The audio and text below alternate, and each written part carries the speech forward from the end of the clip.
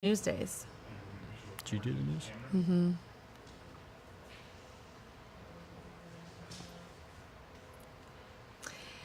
Hey everybody, it's What's It Feel Like? Laura from What's It Feel Like. We are live again, and today we have with us Robert Riley. Thanks for coming, Robert. Absolutely. Robert is a former opioid user and also dedicating his life to helping those that are suffering from the addiction. Robert has started the MoNetwork.org, which is a recovery support center, Mo Better Living, which is an organization that helps run sober living houses in the St. Louis area. He is a addiction counselor, and he is also starting a brand new recovery facility in Dittmer, Missouri, which is about 45 minutes outside of St. Louis, that will be opening in hopefully August of 2019. And it's gonna have 65 beds for men and women. It's a huge project, and it's very exciting. Yes. So Robert has been getting a lot of attention on What's It Feel Like from a video that we posted, I think it was last week, about ways to keep your kids away from heroin. Robert would know because, as I mentioned, he is a former opioid user, and I'd like to take a couple minutes to just talk about when that started, when you started using drugs, and what your sort of family dynamic was at that time. Yeah, so I grew up, I'm not from St. Louis, I grew up in Orange County, California. And my father went to prison when I was about 2.5. He was a heroin user who committed crimes to support his drug use. And my mom, not so much. 5 foot tall, 90 pounds, soaking wet, 2 glasses of wine a year. Hardworking single mom? Hardworking single mom. You know, she was a secretary at a real estate office, and then she would waitress at the Elks Lodge on the weekends. And raising 2 kids on her own, you know. And we grew up really poor, moved around a lot. You know, I talked about that maybe in the video a little bit, about just always wanting to fit in. And, you know, being the new kid at all these new schools, you know, it's always uncomfortable. And it's already tough for somebody that is a lower socioeconomic class. And so I discovered early on, if I did something crazy or stupid to fit in, that kids would like me, and that kind of became my MO. It's always important for me to say, though, that the consequences really didn't matter. And the more I did it, the less they mattered, and the more they were just part of the process, because what I wanted was to fit in. So it's one of my red flags that I talk to kids about. If you have a large peer group that you've known, say you've known them for a long time, and when you guys are out at the movies or at the skating rink or whatever it is kids do these days, and you're with your group of friends and you just feel like you're different or that you don't fit in there, that's a red flag. Maybe talk to somebody about that. Absolutely. Because we all feel that way at times in life. The best person to talk to is somebody in recovery, because I would say with almost certainty that 95 to 99% of my friends that have in recovery, that we all felt that way. Like, that's a common denominator. But what if you're 12 or 13 and you're starting to feel not kind of a part of, and you feel left out? You probably don't have access to a lot of people in recovery. So should they talk to their parents about it? It Who can can be they talk to? Who I would suggest, because I speak in a lot of area schools, and so I've come to know a lot of the counselors, and some really good counselors. The counselor over at Kirkwood, she was great. She just left this year, but the counselors, like, start there. Start there. Because it's kind of an unbiased filter for you, you know, where you can run these things by them. And we're getting the resources out to the schools so that we can line them up with the resources that they need. So that's a reminder to parents. If you can remind your kids, hey, if you're having some feelings that maybe you don't want to come to us and worry us about, utilize your school counselor. Talk to them. Absolutely. And that doesn't mean they're going to go come talk to your parents, but it means they can at least offer some resources, because it starts young. Yep. Those feelings, right, that Yep. start to lead someone down the road to maybe find something to help them cope. Yep. Absolutely. So a couple questions that we ended up getting actually on our Facebook page, but was also in one of the videos that we shared with Sky. She was the 15-year-old that became addicted in the same year that she overdosed and almost died. Was, what does it feel like to use an opiate? You started using the actual pill forms of opiate when you first started, you would use 3 or 4 at a time, and you'd already at this point at what? How old? 13? Been using? 14, yeah, 14, You had 15 years done old. alcohol, marijuana, Yeah. cocaine, Yep. PCP, Yep. and then someone said, "Hey, why don't you try some of these pills?" Yeah, and I don't even remember them saying, "Hey, try these." It was we just wanted to use whatever we had access to, and so, when we say opiate user, I say I was a drug user. If alcohol felt good, marijuana felt better, pain pills felt better than that. It was just a whatever to change how I felt. What really underlies addiction, like all addiction, is an emotional regulation disorder. And I'll explain that real quick for you. So why do people use drugs and alcohol? Right. Because they work. They work. They make us feel better, right? And so we start experimenting at those ages because they make us feel good. And so the more we do that, the more we grow an attachment to substances. And so what'll happen is now, so I've been drinking alcohol or using opiates, right? And then I'll feel sad, and then guess what I'll do? I'll use. Or I've had a long day at work, and I'll use. It's been stressful, right? Why do people have a couple of glasses of wine, right? Because it was a stressful day, and I just want to relax, chill, right? So now I'm using alcohol to relax, to reduce the stress. And the more we do that, now we're creating attachment to this substance to change how we feel. And we're retraining our brain a bit. We're retraining our brain. And then, so we do that, we're stressed, we've had a fight with our boyfriend or girlfriend, we've had, we're out having a good time, we want to have a better time, right? So we drink some more. And so now our brain is remembering that this substance can regulate how we feel. The more you do that, though, the less you're able to manage how you feel. So what most people who then go into addiction or substance use disorder, it doesn't matter how we feel. It can be Monday and we want it to be Tuesday. Right. So we drink some wine, right? And that's where the disorder, that's that emotional regulation disorder, because now we've created a disorder that we need this substance to regulate our emotions. Right. But an opiate, and by the way, if any of you have any questions, I see some of you are joining us on Facebook Live, feel free to leave a comment and we'll try and get them to Robert. But with the opiates, we talked about this, we just finished taping a podcast.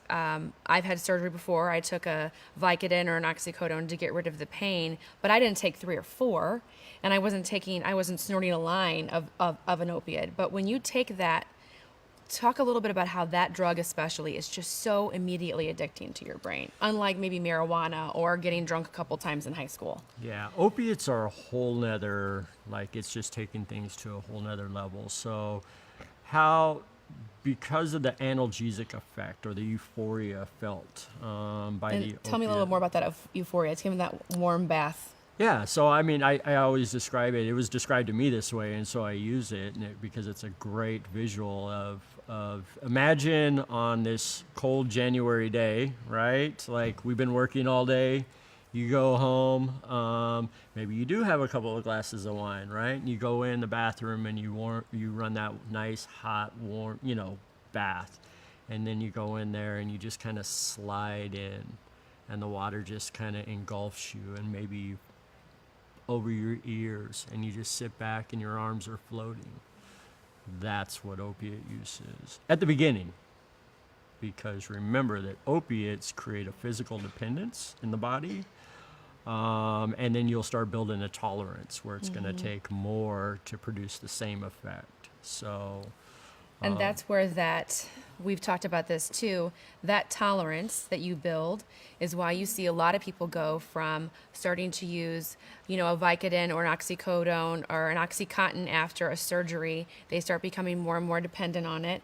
Their tolerance grows, and then they cannot keep getting those prescriptions refilled from their doctors, what they call doctor shopping. They can't keep going to the same ER in the urgent care. Doctors are starting to catch on.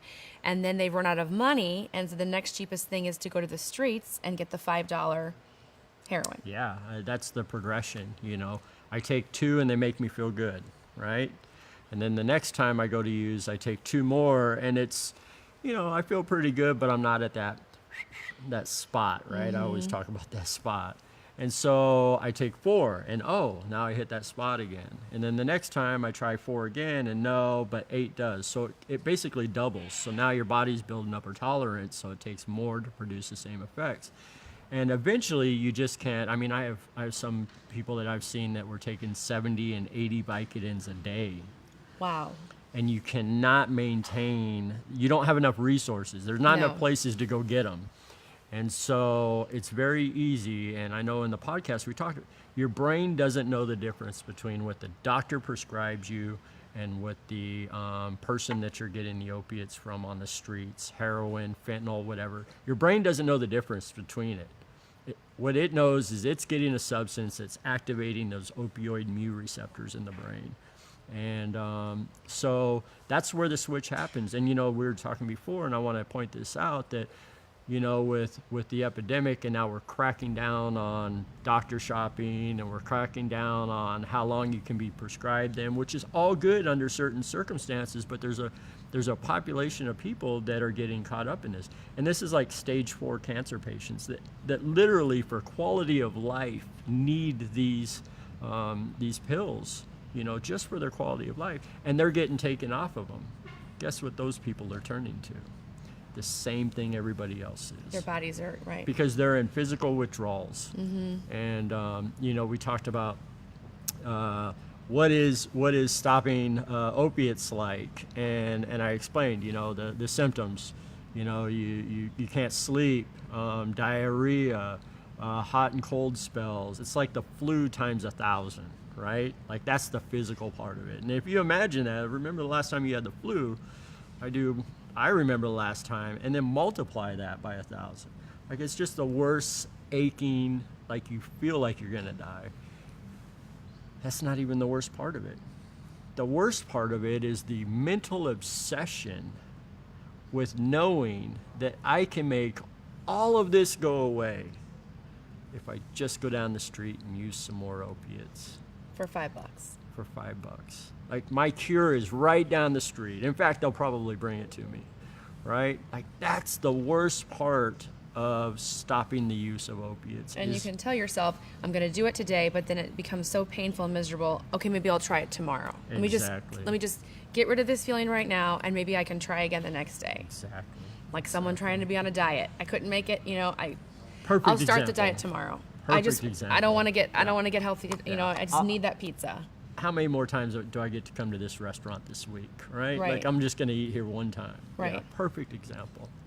So you were using drugs from... Let me give you another example. Yeah. I don't mean to interrupt. No, please. Because I just heard this one the other day. All right, imagine all of us in here. We're in here and they lock us in here, okay? And they turn down the temperature, right? They open all the windows. It's like 12 degrees or something outside right now. And they open all the windows and it gets freezing cold, right? And then all of a sudden a bunch of blankets drop from the ceiling. And everybody's looking at the blankets, but there's a note on the blanket that says this blanket is infected with the bubonic plague or something, right? And so now you're sitting there and we're all freezing cold, like nobody can talk and we're kind of huddled together and we see this blanket there, but we're told that we'll get something that will even kill us worse than this cold. That's what a person trying to stop the use of opiates is like. It's like the mental back and forth of what do I do? You're sitting there and your survival instincts, everything in you says use this, but you know it's going to kill you. Yeah. That's the mental prison that you're in when you're trying to stop the use of opiates from an addiction. You are very lucky because you were using for a couple decades. Is that fair to say? Yeah, about 20, yeah. And you've been clean now for 12 and a half years. 12 and a half. You served some time in prison. You had a 6-year prison term. You got out. Yeah. You got a job. It wasn't easy. You had to, you got a kind of minimum wage job, and then you got another job to make money, and then you got a scholarship to go back to school and become a therapist. I mean, you've really like made a difference in your life from where you came, and you're using your life as an example to help others. And I think one of the things that really has struck a chord with a lot of parents is sort of like the reality of this drug and how much scarier it is now compared to when you were doing it because of the fentanyl. That if you take that, for those of people that don't know what fentanyl is, you've heard about it, I'm sure, but it is a synthetic form of heroin that is manufactured and that is being laced and put into heroin, cocaine, because it has a quicker effect and you need less of it. Yes. And 6 grains of fentanyl can kill you. But yet people are not only getting it from their drug dealers, some people are just straight taking fentanyl now over heroin. Yeah. So the fear factor of this drug is 10 times worse than it was even 20 years ago because you weren't faced with the fear of fentanyl. No. So parents have to start listening to people like you who know. Well, I hope they take some experience. So let's talk about the... let's talk about the fentanyl real quick, Yeah. because I want to make this point. So there's 32 analogs of fentanyl. How's it getting here? Well, a lot of it's coming from China, and we know that the current administration's trying to shut that down. It's coming down through Canada as well. But here, so fentanyl is a synthetic opioid. You remember the K2 a couple years ago, and that came out. And so what the government did was they outlawed it, right? And then what the manufacturers overseas would do is they would take it and they would change one molecule in it to make it so that it wasn't on that list of illegals, right? And then they would send it over here, and then they'd outlaw that one, and they'd change one more molecule. Every time you change just that one molecule, you're changing how it acts. That's what's going on with the fentanyl right now. They're changing one molecule and one more and one more. So we're starting to see where A, it's becoming even more dangerous, and B, we're seeing symptoms that we've never seen before. And here's the thing. So I told you that fentanyl has a shorter half-life, which means you use heroin, let's just say heroin, and it lasts 4 to 6 hours, okay? Fentanyl lasts 2 to 3 hours. So fentanyl metabolizes out of the system faster than heroin, right? When you go into withdrawals, we're seeing people that are in withdrawals for 2 weeks, whereas heroin withdrawals were typically 3 to 5 days. That doesn't make sense. It metabolizes out of the system faster. It's because they're changing those one molecules. And so what we discovered, now it's actually staying in the fat lipids, basically. And so these are new things. And I'm bringing that up because synthetic drugs are the next big thing. And we need to be aware of it. And we need to start addressing some of the social problems that are leading to this, because we're never going to get ahead of the curve. Right. You know, like the mental illness. People want to talk. Yeah, people want to talk about prevention. Going and talking to high schools. I talk in high school. I call it education, not prevention. True prevention is, let's talk about homelessness. Let's talk about poverty. Like, that's the truest form of prevention for drug use that there is. Those are the things that we need to get to. Right. And some people might be saying, well, why would a drug dealer want to sell fentanyl if it could kill them? Well, it's because, as we talked about, it takes 2 to 3 hours to metabolize, so they got to get back to their dealer quicker than they would heroin. So that is the motivation for a drug dealer. Absolutely. Plus, it's easier to ship. You can ship smaller amounts of fentanyl that make more doses than it does, you know, where you'd have to ship 3 pounds of heroin, now you only have to ship 1 pound of fentanyl, right? Right. It's easier to ship it over. And so for those of you out there thinking, well, what can I do for my kids? I mean, what should I be saying to them? I mean, I have a 9 and a 10-year-old. I can't talk to them about this now. What do you say to that? 9 or 10? I say 9 or 10 is the best age. I think that it has to be an age-appropriate conversation. You know, I don't think you should sit your 9-year-old down and talk about sex work and IV drug use and things like that. I think at 9 or 10, it's a great age to start talking about their feelings, and it's a great age to start talking about what do they do with those feelings, you know? Like, tell me about the last time that you got really scared, right? Right. Tell me about when you woke up and you felt like something was wrong and you can't explain it, right? Like anxiety, things like that. Like sitting them down and talking to them about that. And then talking to them about what they're exposed to at school.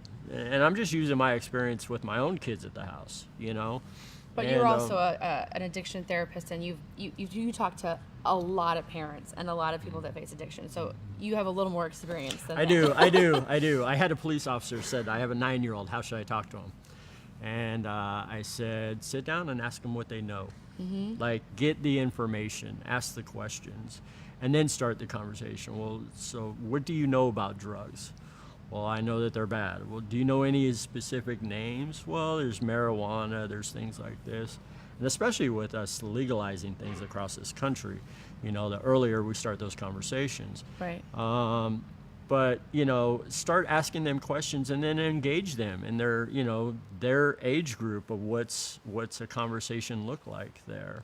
And really, listen, the scared straight, like we talked about earlier, there's still, no matter how hard you try to scare them, there's still a certain part of the kids that are going to want to take that risk anyways. They're wired that way. They're just wired that way.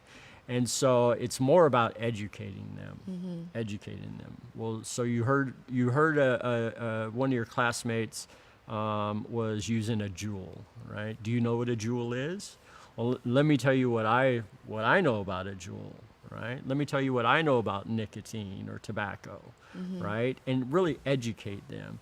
And the earlier you start that communication, that open communication, where they can ask you those questions, where it's not just you heard Timmy talking about a Juul and you say, great, stay away from Timmy, right? Like, that's only Right. going to last so long.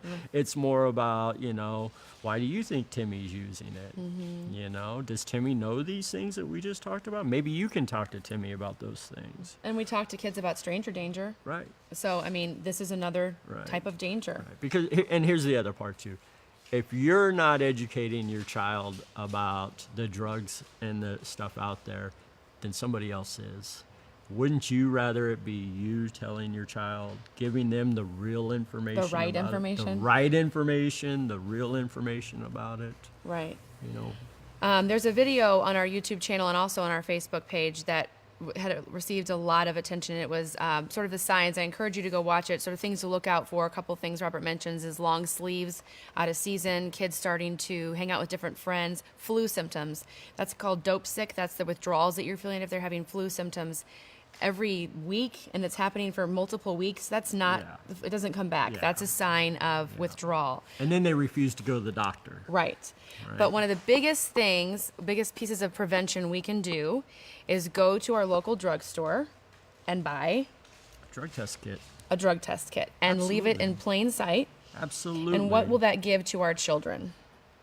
I have a 16-year-old and a 15-year-old at my house right now, and a 12 and a 9, and we have drug tests there. And our kids know if we feel like you are under the influence of something and you're not telling us, we will give you a drug test. Because there's so many dangerous substances out there right now.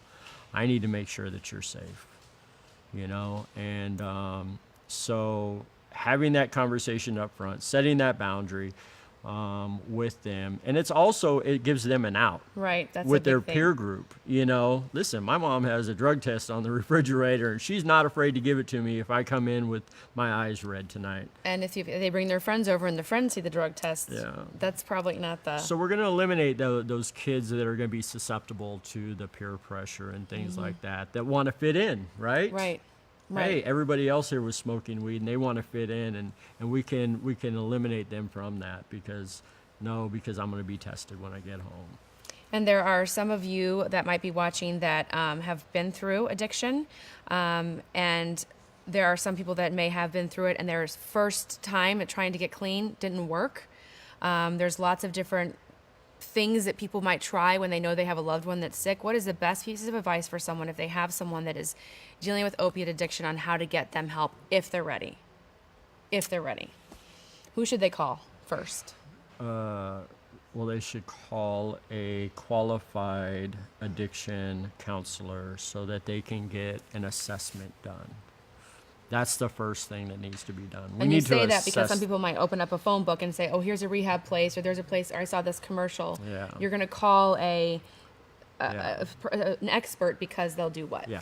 For the parents out there, all treatment's not the same.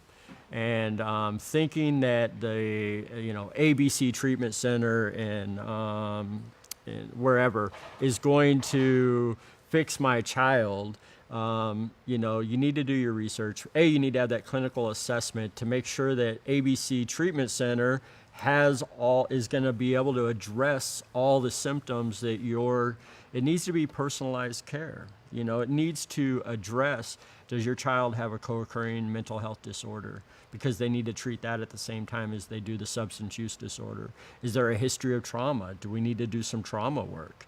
What were the past treatment attempts? Were they successful? Did they fail? This is the only medical condition where if somebody lapses, where we say they just didn't want it bad enough, right? Like an alcoholic. My mother-in-law has been battling cancer for a while now, right? And if they do this form of chemotherapy and this form of radiation on her, right? And it doesn't go away. They don't just say to her, turn to her and say, Shelley, you just didn't want it bad enough. They say, no, that wasn't the right chemo or radiation. We need to change the treatment. Mm-hmm. So when you've sent somebody to the same treatment center 6 times in a row, maybe we need to do something different. Maybe we need to look at a different modality. Maybe we're not looking in the right area of their life that they need help with the building of the coping skills. So first thing, you have to have a clinical assessment to determine the history of use, history of treatment attempts, co-occurring disorders, history of mental health or other trauma, and then match them up with a treatment center that can address holistically the whole person, right? Mm-hmm. Because we know that drug or alcohol misuse is just a symptom of what's really going on with that right. person. And there's places, not just here in St. Louis, but across the country. Mo Network has a harm reduction center, which is if someone's not ready to get clean, you can still prevent death, which is so common with the opiate addiction, by giving you provide resources like clean syringes and condoms so they can't, spread Hep C or HIV, food. Narcan. Talk about the Narcan with the Surgeon General. The opiate reversal drug. The Surgeon General of the United States said every American should be carrying this. Why? Because this is accidental overdose is the leading cause of death in the United States right now for people under the age of 50 years old. Can you say that one more time so everyone hears that? Accidental overdose. And I say that specifically because all overdoses are accidental. They don't mean to go too far, right? Accidental overdose is the leading cause of death for Americans under the age of 50 right now. There are more overdoses right now than car accidents, right? That just came out like 2 weeks ago. And these aren't people that are homeless, sitting under bridges. These are people at home that have also taken too many opiates, too much Oxycontin, too much Vicodin. It's not just sort of this stigma we have in our heads of these homeless, drug-addicted heroin addicts on the streets. That's just so. But that is an image for what people have. I treat doctors, nurses, school teachers, people that are homeless, teenagers. I treat, addiction doesn't discriminate. Right? Anybody can create a physical dependence on opiates, and then anybody can switch over into the use of other drugs, right? Street drugs, heroin, fentanyl, things mm-hmm. like that. So whatever idea you have in your mind that this is a tattoo guy living under a bridge shooting up heroin is not it. It's here in Missouri, it's Ladue, it's Chesterfield, it's Baldwin, it's those are DePere and Kirkwood. Nice. Yeah, like it's everywhere. It crosses all socioeconomic backgrounds. It's a nasal spray, by the way. People don't know what Narcan is. So it comes in. We have 3 forms. There's the nasal. I actually brought these for you. Which I'll be taking home. So there's the nasal. It's really easy. The cap comes off. You simply spray it in their nose. They don't have to be breathing for it to go in their nose. This is a mouthpiece that we give out in our harm reduction kits that you can actually place this over the person's mouth. But this, everybody should be carrying You place this over their mouth while you... Right, yeah, so that you can give them rescue breaths. Okay. So if you see somebody that you that has the signs of experiencing an overdose, usually Which are the signs? Yeah. they'll usually be ashen or blue in the face or lips, something like that. Obviously not breathing. The first thing you want to do is give them a sternum rub here, or you can rub them above their nose or right below their nose and see if they respond. The only thing this does, it does nothing else to the body except for kick the opiates off the receptors and start back up the breathing, right? Because the opiates are depressing the breathing. This kicks them off so that you start breathing again. Sternum rub, that you want to tilt the head back, make sure they have a clear...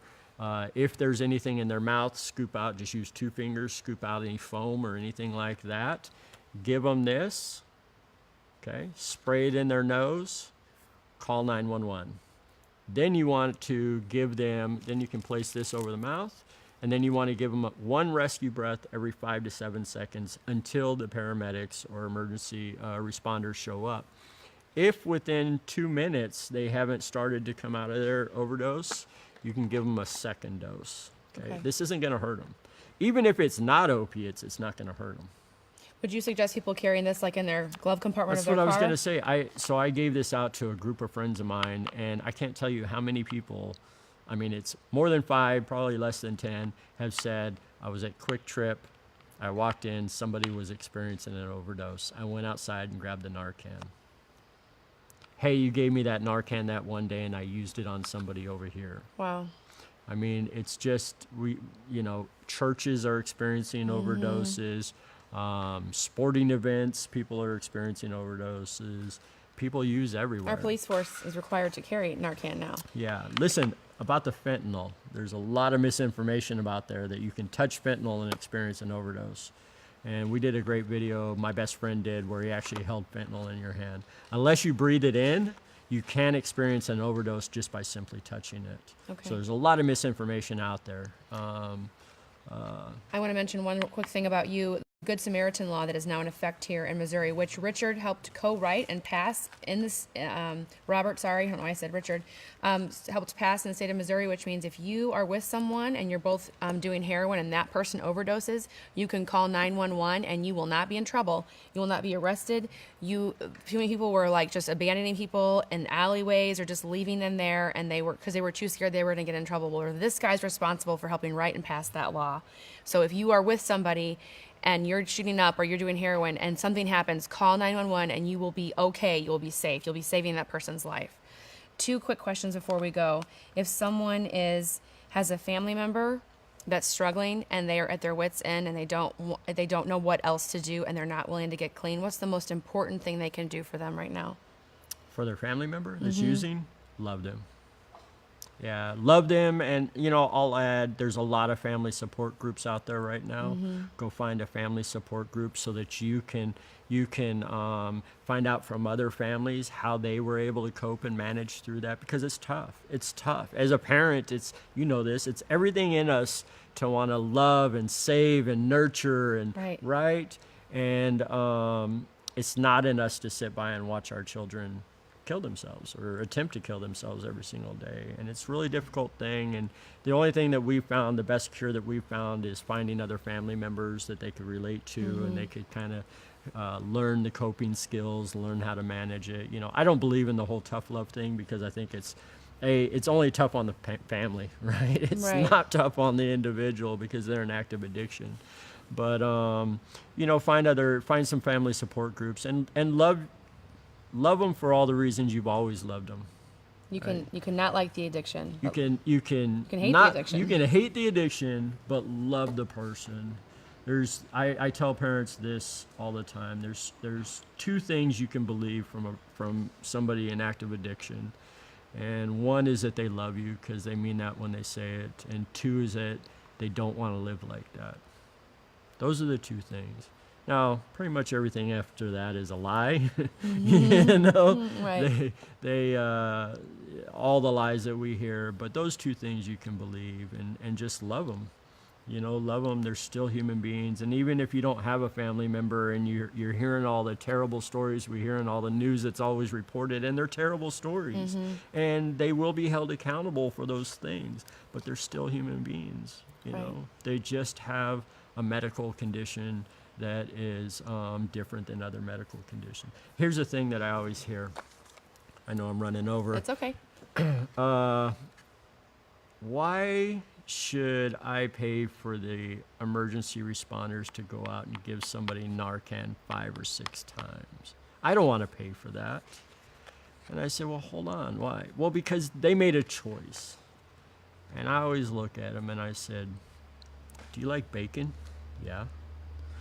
Well, you know that bacon is bad for you. You know that it clogs arteries. And so at some point in your lifetime, do you want me to say, I don't want them responding to your heart attack because you knew better? Right. You made a choice. And whether addiction's a choice or it's not a choice, I gave up having that argument with people a long time ago. It doesn't matter to me. They're a human being. And just like the person that ate bacon 7 days a week for 20 years and they deserve to live, so does the person in active addiction. I think that's a great way to end this. I'm in awe of all the things that you have done in your life and made a difference with the struggle that you had. I appreciate your perspective. I think people here will definitely appreciate it. I want to remind people that you can learn more about Robert by going to monetwork.org, which is the resource center that he runs, or also Mo Better Living, which is his company that helps create sober living facilities around St. Louis. Be looking for, I'm sure it will be covered here locally, probably even nationally with the reach that you have on his new rehab facility that'll be opening next summer. Yes. 2020. Yes. 19. 2019. That's this summer. Yes. Man. Yes. And I encourage you to go check out all of our videos on our YouTube channel. That's What's It Feel Like with a Z. Robert, you're awesome. You're changing lives. You're making a difference. I'm taking this home. Who's your Narcan? I'm also going to be buying a drug test, and I'm not going to be naive enough to think that it'll never happen to my kids. That's the one thing I've learned from this is that, I'm in a stable marriage, and my kids are doing great. But if one of them is wired to take a chance, they're going to be wired that way. And I think that's all we can all learn from this. So thank you all for watching. I hope you've learned something. I know I have. And we'll see you soon. Thanks.